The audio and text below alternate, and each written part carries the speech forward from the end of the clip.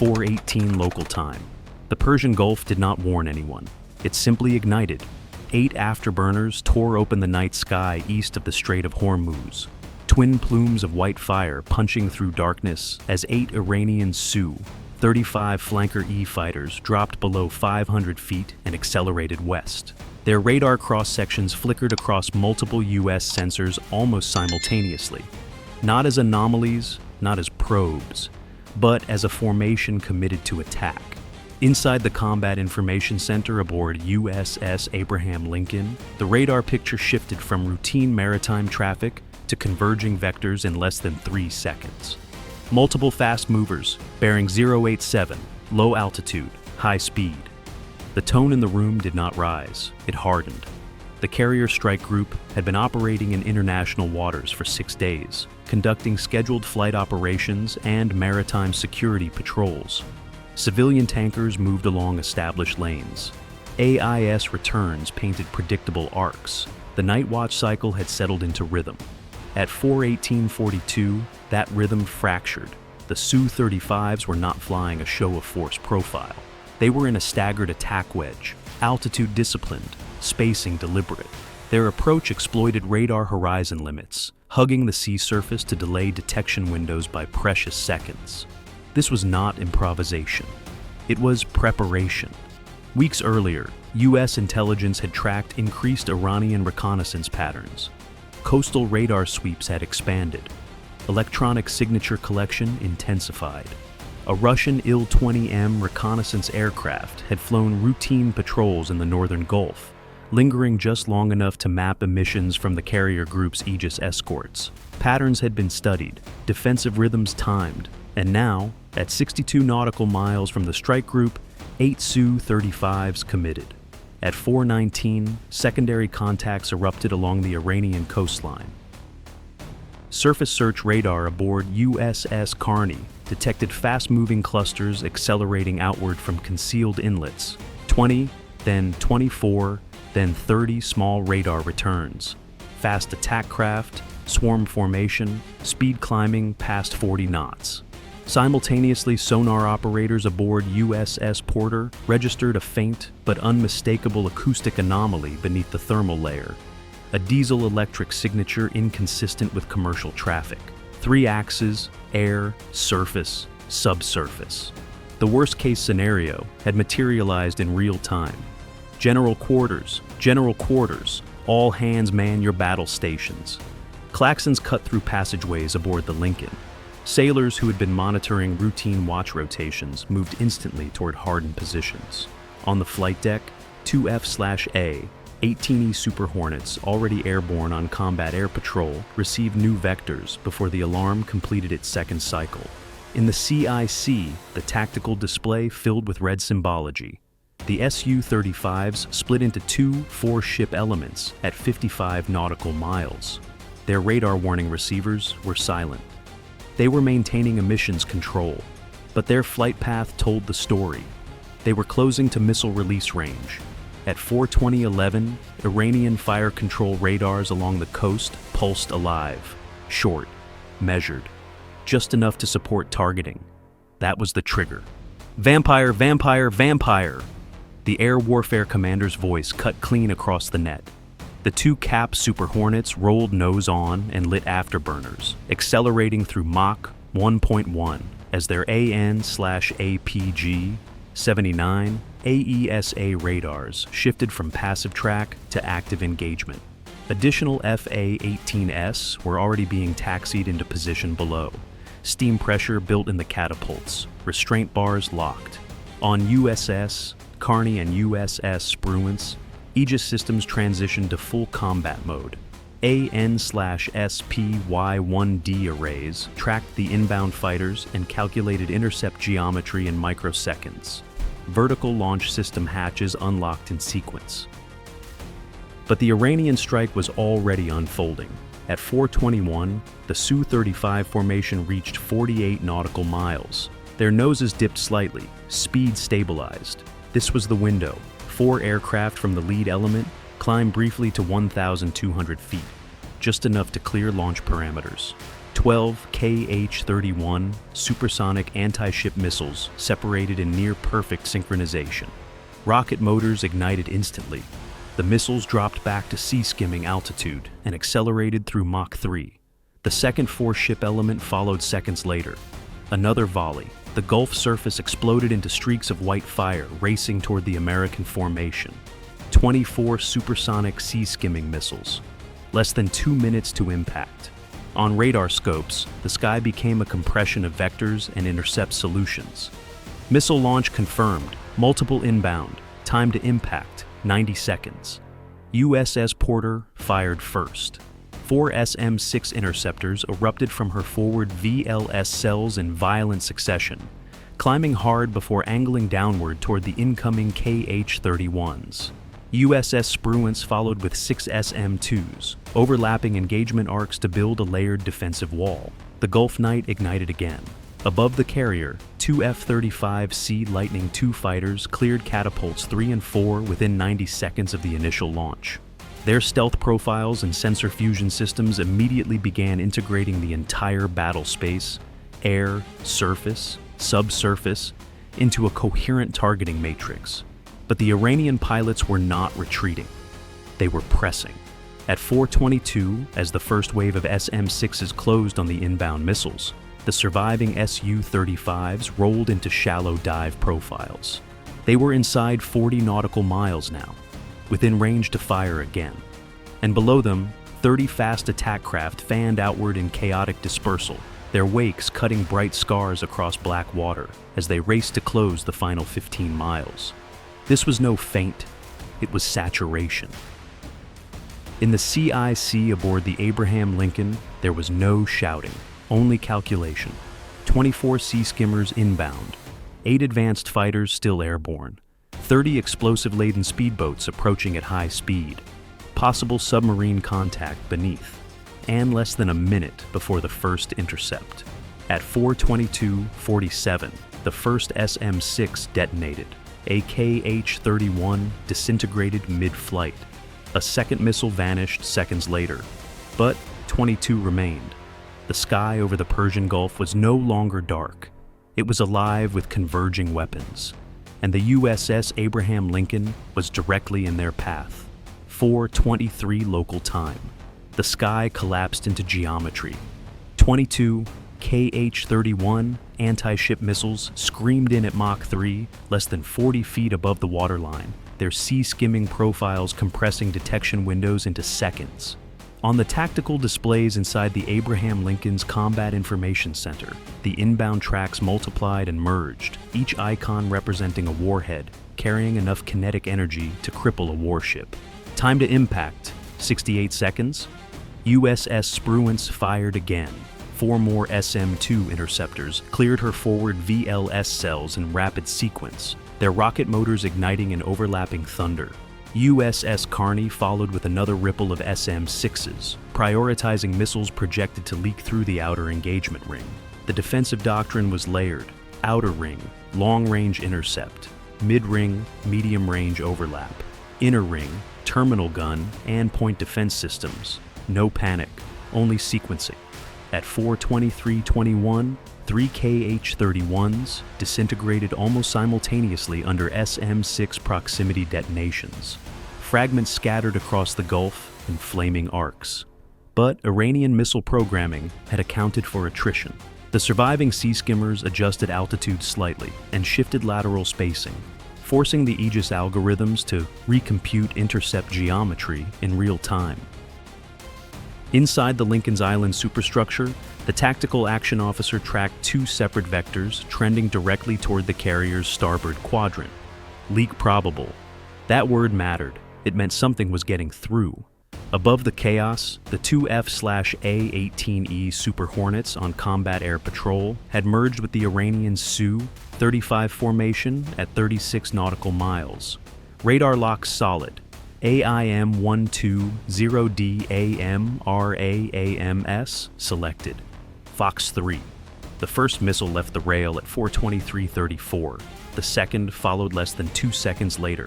Across the sky, Two more AMRAAMs streaked toward the Iranian fighters as the F-35s, now at altitude advantage, began flanking from an offset vector, invisible to older radar systems. The Iranian pilots responded with violent defensive maneuvers, high G-barrel rolls, chaff clouds blooming like metallic smoke, electronic countermeasures pulsing across the spectrum. One Su-35 broke hard right. Too late. At 4:23:51, an AIM-120D proximity fuse detonated off its port wing route. The explosion tore through fuel lines and hydraulic systems. The flanker rolled inverted and disappeared into the Gulf trailing fire. 7 remained, but the missile wave was seconds from terminal phase. At 4:24:02, the first KH-31 penetrated the outer defensive screen. USS Porter's Phalanx CIWS activated automatically. The distinctive mechanical growl of its 20mm Gatling gun rose above deck noise as 4,500 rounds per minute stitched a glowing stream across the night. The incoming missile shredded mid-air, its warhead detonating 600 yards from the destroyer's bow. Another KH-31 followed. This one survived longer. It absorbed fragments from a near-miss SM-2 and tumbled erratically before splashing into the water short of the formation. But 3 more missiles were aligned directly on the Abraham Lincoln. Carrier self-defense engaged. 3 separate Phalanx mounts atop the carrier island rotated simultaneously, tracking independent targets. Rolling airframe missiles, RAM, launched from starboard deck launchers in tight succession, streaking outward in white-hot arcs. At 4:24:27, a RAM intercepted cleanly. 1 missile gone. At 4:24:31, another KH-31 took heavy 20mm fire. Its guidance fins shattered, but momentum carried it forward. At 4:24:36, it struck. The missile impacted high along the forward radar platform of the island superstructure. The explosion ripped through communications arrays and secondary sensor mounts, sending shrapnel across the flight deck. Fire erupted across 2 levels of the island. 4 sailors were thrown off their feet by the blast wave. 17 more were wounded instantly by fragmentation, but the hull was intact. Propulsion remained online. Flight deck operations paused for only seconds before damage control teams flooded the affected compartments with fire suppression foam. The carrier was hit, but it was not disabled. Outside the air battle, the surface fight intensified. By 4:25, the 30 Iranian fast attack craft had closed to under 9 nautical miles. They split into a dispersed swarm, weaving unpredictably to complicate targeting. Each carried anti-ship rockets or explosive payloads. Their doctrine was simple: overwhelm through saturation. USS Spruance shifted from air defense to surface engagement seamlessly. Her 5-inch Mark 45 naval gun fired at maximum rate, high explosive shells arcing across dark water before detonating inside the leading wave of speedboats. The first boat vanished in a spray of flame and debris. The second disintegrated under a near-miss blast wave. Mark 38 25mm chain guns and .50 caliber mounts joined in, stitching lines of fire across fiberglass hulls. By 4:26, 7 speedboats were burning wrecks. The remaining vessels accelerated, trying to slip through the curtain of steel. Above them, the F-35s committed. Their sensor fusion painted the Su-35s with unmatched clarity. The stealth fighters rolled nose on and launched 2 additional AMRAAMs from beyond visual range. Another Iranian fighter exploded at altitude. 6 remained, but the Counterstrike had begun to form. Inside the CIC, a new track appeared: subsurface. USS Carney's sonar operators confirmed it.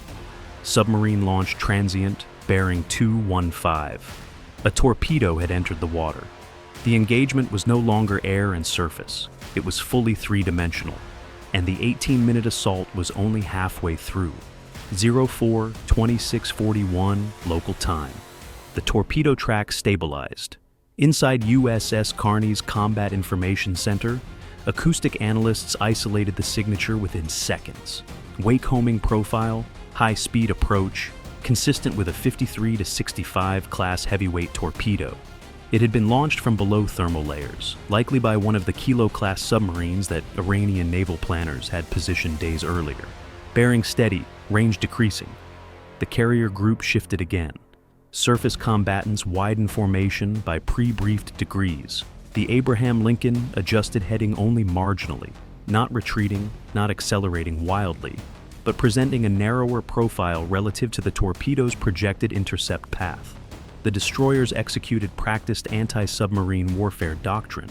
USS Squadron launched an MH-60R Seahawk within 40 seconds of confirmation. The helicopter lifted into the darkness with dipping sonar already prepared for deployment. Simultaneously, Carney released Nolka decoys and acoustic countermeasures into the water, generating false targets designed to seduce the inbound weapon. At 4:27:12, the torpedo altered course. Its seeker had locked onto one of the acoustic decoys. Moments later, it detonated harmlessly against an artificial target, sending a muted shockwave through the Gulf. But the subsurface threat remained active. Second launch probable, sonar warned. Above, the air battle intensified. The remaining 6 Su-35s had adjusted tactics. Rather than pressing directly toward the carrier group, they fanned outward in a loose arc formation, attempting to create cross-angle engagement geometry that would force American fighters to divide attention. It was a disciplined maneuver. They were not braking, they were recalculating. At 4:27:33, 2 Su-35s descended aggressively toward 200 feet altitude, hugging the sea surface to complicate radar lock. The remaining 4 climbed sharply, seeking altitude advantage for beyond visual range missile shots. Inside one of the high-cover flankers, a weapons officer achieved partial firing solution. Fox 1, 2 R-77 air-to-air missiles separated from the pylons and accelerated toward a pair of F/A 18E Super Hornets holding defensive orbit. The American pilots received immediate threat tones. They split vertically, one diving low, the other climbing sharply through 9G, countermeasures cascading in bright arcs. One R-77 lost track and detonated prematurely. The second maintained guidance longer. At 4:28:04, it exploded within lethal radius of a Super Hornet's tail assembly. The aircraft shuddered violently. Warning lights flashed across the cockpit. Hydraulic pressure dropped. The pilot declared partial control failure, but remained airborne. The jet turned away from the engagement envelope, escorted by a wingman, fighting to remain in controlled flight. The carrier group had taken damage. Now, its air wing had as well. But the response did not slow. The F-35s moved. Exploiting stealth and sensor fusion, they approached from a vector that Iranian pilots could not effectively see until too late. Data from the E-2 Hawkeye overhead integrated into a unified battlespace picture, allowing the F-35s to assign targets without emitting continuous radar. At 4:28:29, 2 AIM-120DS launched nearly simultaneously from 27 nautical miles. One Su-35 attempted last-second evasive roll. It failed. The missile detonated beneath its fuselage, severing structural integrity. The aircraft broke apart mid-air. 5 remained. Meanwhile, below the surface, the anti-submarine fight escalated. The Seahawk dropped its first sonobuoy pattern across a widening grid. USS Squadron executed a hard turn to bring its towed array sonar into optimal detection alignment. At 4:29:03, acoustic return confirmed the first Kilo-class submarine attempting to maneuver deeper along a seabed contour. The MH-60R deployed a Mark 54 lightweight torpedo. The weapon entered the water cleanly and acquired almost immediately. The submarine commander reacted with emergency countermeasures. Decoys ejected, ballast adjustments initiated. It was not enough. At 4:29:44, a muffled underwater detonation rippled outward. The Kilo's hull was breached along the aft section. Within 2 minutes, the submarine began an uncontrolled ascent, surfacing at an angle, crew emerging under the watch of circling helicopters. One subsurface threat neutralized, the second remained silent. On the surface, the speedboat swarm had closed to within 5 nautical miles. 18 remained operational. They divided into 3 separate clusters, accelerating through defensive fire. USS Porter shifted to rapid surface suppression. Its 5-inch gun maintained relentless cadence, each shell calibrated for airburst fragmentation above the fast-moving boats. Explosions walked across the waterline.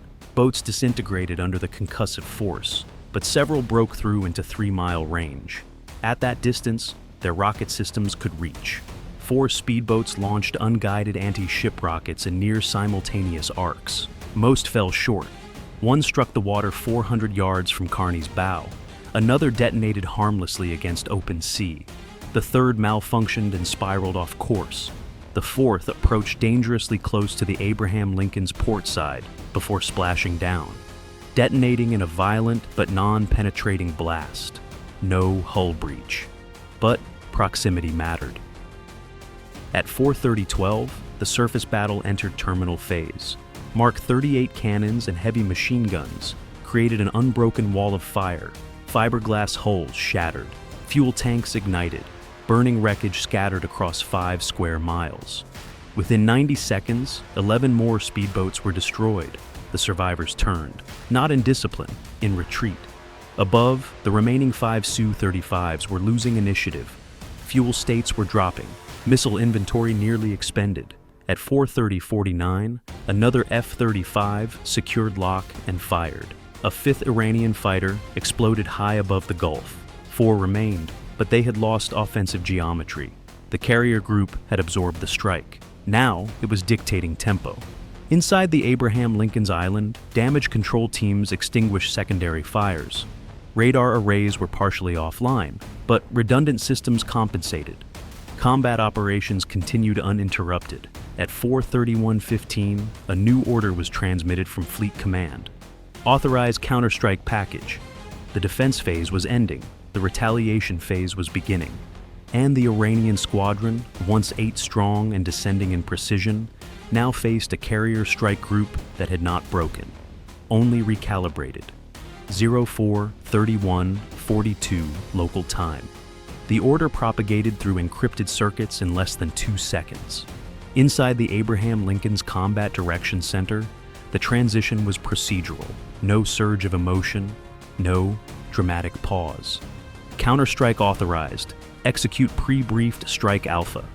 The carrier had absorbed the blow. Now it would answer.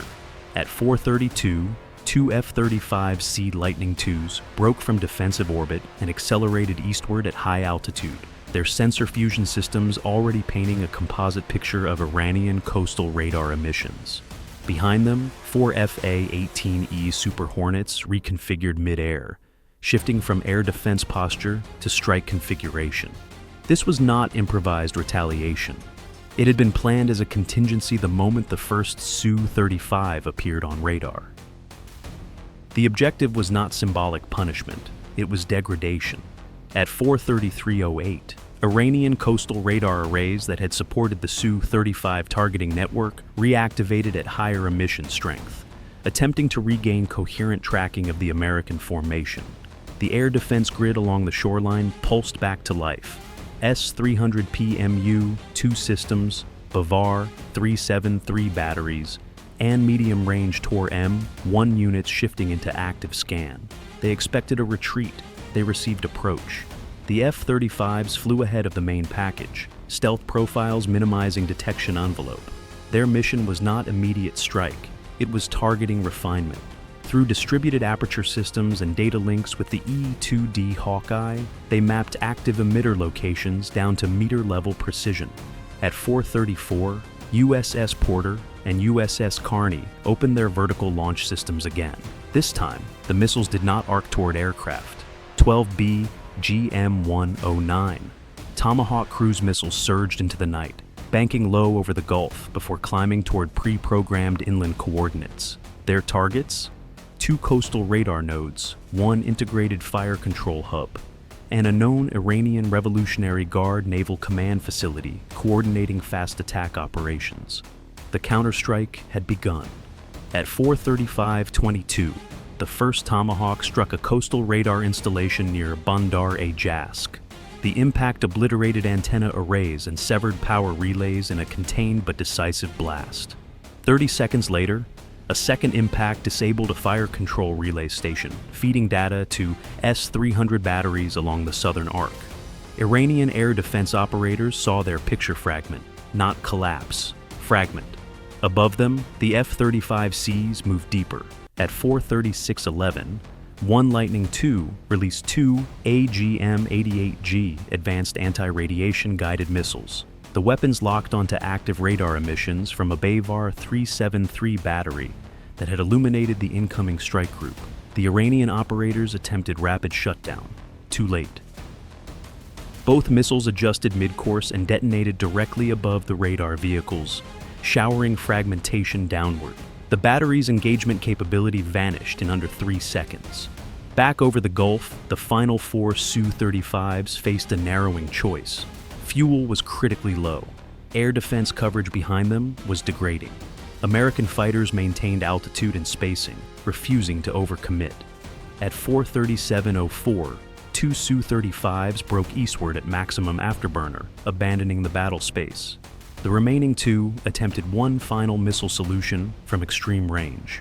Both R-77 launches failed to achieve sustained lock under electronic interference from EA-18G Growlers that had now entered the outer envelope. The missiles lost guidance and fell into the sea. At 4:38, an AIM-120D fired from a Super Hornet eliminated the 6th Su-35.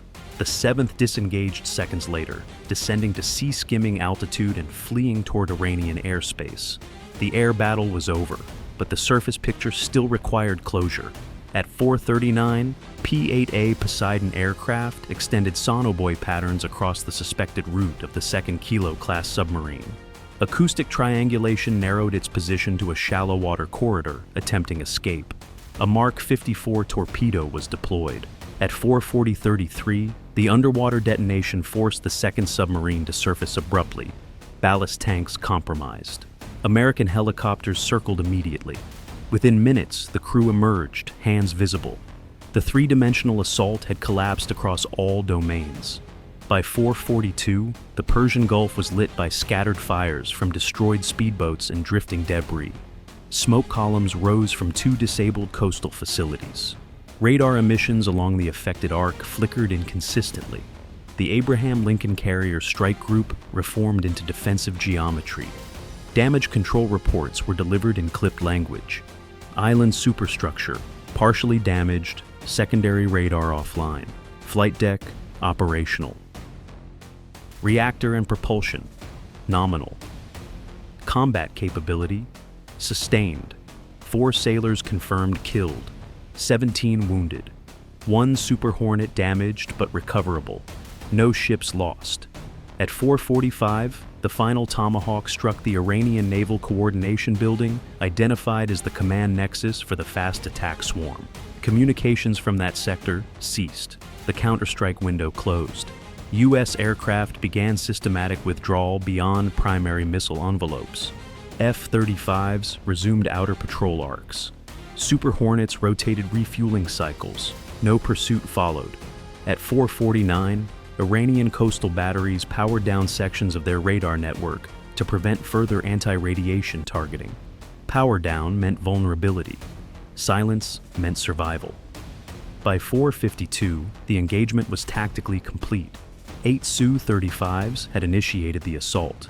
3 were confirmed destroyed. 1 critically damaged and forced to disengage. 4 retreated under fuel constraint. 23 fast attack craft destroyed. 7 fled damaged. 2 Kilo-class submarines surfaced and effectively captured. Multiple radar and command nodes disabled by precision strike. The carrier remained afloat, powered, combat effective. At 4:55, Washington received preliminary operational summary. No escalation beyond proportional response authorized. The message transmitted through diplomatic channels would be restrained. The operational message had already been delivered kinetically. By 5:03, dawn began to edge across the horizon. From a civilian satellite feed, the Gulf appeared unchanged. Commercial shipping resumed normal spacing. No visible armada. No dramatic fleet movements. Only faint smoke trails dissolving into morning haze. Inside the Abraham Lincoln, sailors cleared debris from the damaged island levels. Radar technicians rerouted systems through redundant arrays. Flight crews prepared replacement launch cycles. There was no celebration, only recalibration. The assault had tested saturation theory, that coordination across air, surface, and subsurface could overwhelm even the most advanced carrier strike group. It had nearly succeeded in inflicting symbolic damage. It had failed to achieve operational collapse. The counterstrike had not sought spectacle. It had targeted coherence, radar, command, coordination. By sunrise, the Gulf was quiet, but inside planning rooms in Tehran and Washington alike, a new calculation had been written. Surprise compresses time, sustainment controls outcome, and on that morning, outcome belonged to the force that never lost its grid.